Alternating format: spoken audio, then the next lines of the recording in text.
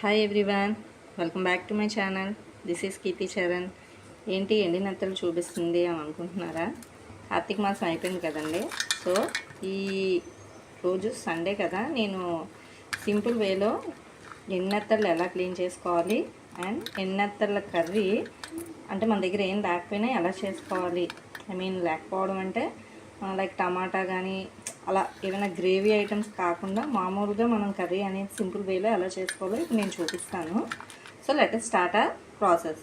దానికోసం ముందుగా ఎండినత్తలు తీసుకొని వాటి బుర్రలన్నీ మనం తీసేయాలండి. ఈ బుర్రలన్నీ మనం తీసేయాలి. ఇప్పుడు ఈ ఎండినత్తలు మనం ఎలా క్లీన్ చేసుకోవాలంటే ఇందులో మనం హాట్ వాటర్ మరగబెట్టుకొని అది వేసుకోవాలి. సో నేను చూపిస్తున్న విధంగా ఇలాగా హాట్ వాటర్ అనేది మరగబెట్టుకోవాలి.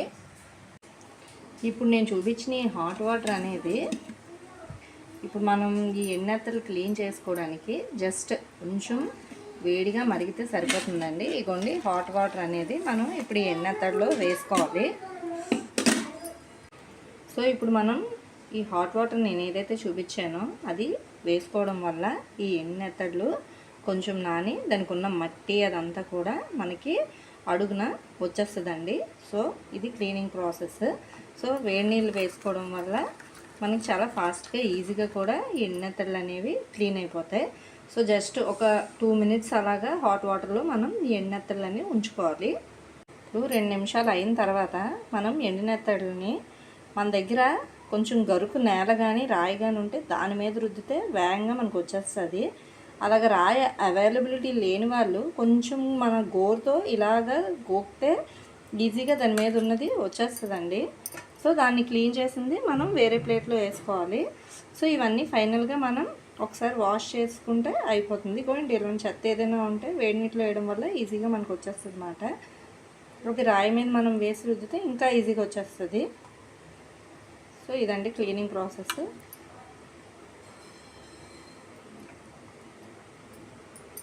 సో మొత్తం క్లీన్ చేసుకున్న తర్వాత ఇగోండి ఇలా వస్తాయి. సో మొత్తం చెత్త అండి ఇది. ఇంక అడుగున మొత్తం ఏదైతే చెత్తది ఉంటుందో మొత్తం అడుగుకు వచ్చేస్తుంది. సో ఇది మీకు సింక్లో నేను వంపి చూపిస్తాను. సో మనం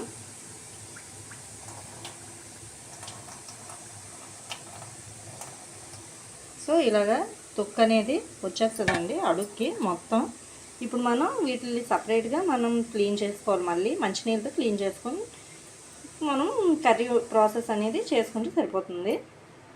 సో ఇది క్లీన్ చేసుకోవడానికి కొంచెం గల్లుప్పు పసుపు వేసుకొని మనం ఒకసారి ఇలా మిక్స్ చేసుకొని ఒక 2 times ఫ్రెష్ వాటర్ వేసుకొని మనం ఇది వాష్ చేసుకుంటే సరిపోతుందండి. So let us start our curry process అండి. సో ముందుగా స్టవ్ వెలిగించుకొని దాని మీద కళాయి పెట్టుకొని తగినంత నూనె పోసుకోవాలి. సో నూనె కొంచెం వేడైన తర్వాత మనం ముందుగా శుభ్రం చేసి ఒక 1/2 గంట మ్యారినేట్ చేసుకున్న ఎండినత్తళ్ళని ఇప్పుడు ఇందులో మనం వేసుకోవాలి. అంటే బాగా ఫ్రై చేసుకోవాలి. ఇదిగోండి ఎండినత్తలు మ్యారినేట్ చేసింది. ఇప్పుడు ఇది ఫ్రై చేస్తున్నాను. సో ఇలా మనం బాగా ఎర్రగా ఫ్రై చేసుకోవాలండి. సో ఇప్పుడు నేను చూపిస్తున్న విధంగా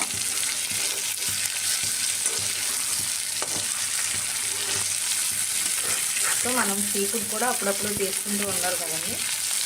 సో ఈ విధంగా ఎండినత్తల్లో నాటిలోనే మనకి సీ ఫుడ్ అనేది అవైలబిలిటీ అది మేము వస్తుంది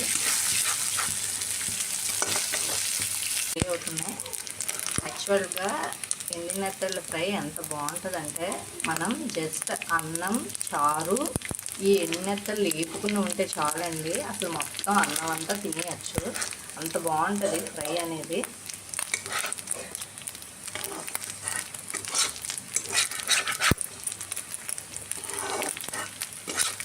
మనం కర్రీ కూడా చేయాల్సిన అవసరం లేకుండా జస్ట్ ఈ ఏపిన ఎండినత్తలతోనే మనం అన్నం అంతా మొత్తం కూడా కంప్లీట్ చేసేయచ్చు, అది విత్ చారు. చేసుకున్న తర్వాత ఒక ప్లేట్లోకి మొత్తం అన్నీ మనం ఎండినత్తలు తీసుకోవాలి. ఇప్పుడు కర్రీ ప్రాసెస్ స్టార్ట్ చేద్దాం. సో మళ్ళీ ఈ కళాయిలోనే కొంచెం ఆవాలు జీలకర్ర తర్వాత ఉల్లిపాయలు నెక్స్ట్ పచ్చిమిరపకాయలు వేసుకొని బాగా ఫ్రై చేసుకోవాలండి. ఉల్లిపాయలు పచ్చిమిరపకాయలు అన్నీ వేగిన తర్వాత కరివేపాకు వేసుకోవాలి. ఆ తర్వాత దంచిన అల్లం వెల్లుల్లి పేస్ట్ అనేది లైక్ దంచుకున్నదే నేను వేస్తున్నాను, సారీ పేస్ట్ కాదు. సో ఇది మనం ఎర్రగా పచ్చివాసన పోయినంత వరకు వేపుకోవాలి. తర్వాత మనం ఎండునెత్తళ్ళు వేసి 1 నిమిషం వేపుకోవాలండి. చూడడానికి కర్రీ మళ్ళీ టెంప్టింగ్గా తినేయాలి అన్నట్టు అనిపిస్తుంది కదండి. సో ఇలా అయినా మనం కర్రీ వేసుకొని తినొచ్చు, లేదంటే ఇందులో కొంచెం వాటర్ పోసుకొని మనం కొంచెం ఎగురుకూరలా చేసుకొని తినొచ్చు, లేదంటే ఇందులో టమాటా యాడ్ చేసుకొని మనం టమాటో ఎండునెత్తళ్ళ కర్రీ కూడా చేసుకొని తినొచ్చు. అయితే నేను ఇప్పుడు టమాటా యాడ్ చేయట్లేదు, ఓన్లీ కొంచెం వాటర్ యాడ్ చేస్తాను. అంటే కొంచెం కూర గ్రేవీ టైప్లో కర్రీ లాగా ప్రిపేర్ చేద్దామని. సో ఈ 3 వేస్లో ఏ విధంగా అయినా మనం ఈ ఎండునెత్తల కర్రీ అనేది మనం చేసుకొని తినొచ్చండి. సో ఇప్పుడు అవి వేగిపోయిన తర్వాత నేను తగినంత వాటర్ యాడ్ చేసుకుంటున్నాను, లైక్ గ్రేవీ కర్రీ కింద చేయడానికి. అంటే కొంచెం వాటర్ యాడ్ చేసుకుంటే సరిపోద్ది. ఈ టైంలో మనం ఉప్పు కారం అది వేసుకోలేదు కాబట్టి ఉప్పు అది సరిపోయిందో లేదో ఇప్పుడే చూసుకోవాలండి. లైక్ మరుగుతున్నప్పుడు మనం ఒకసారి చూసుకున్నామంటే ఉప్పు సరిపోతే ఉప్పు వేసుకుంటే అయిపోతుంది. సో ఎండునెత్తళ్ళ కర్రీ అనేది రెడీ అయిపోతుంది. సో కూర దగ్గరికి అయిన తర్వాత మళ్ళీ నేను చూపిస్తాను. దగ్గరికి అయిపోయింది ఫ్రెండ్స్,